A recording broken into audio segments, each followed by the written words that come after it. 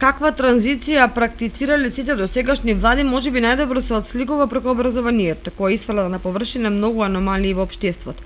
Бројките и овде се најдобар показател. Па така, статистичарите утврдиле дека за 10 години имаме помалку 30.000 основци, 22.000 средношколци и речиси 10.000 студенти.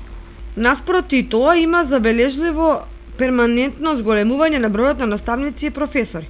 Во основните училишта има 2331 наставник повеќе, 877 наставници повеќе во средните школи и 919 професори повеќе на факултетите.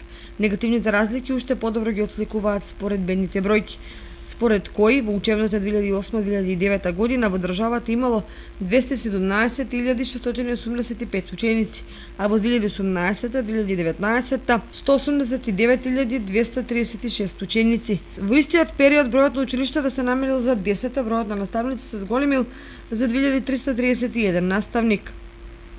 Во учебната 2008-2009 година имало 15.246, а 10 години подоцна има 18.580 наставници.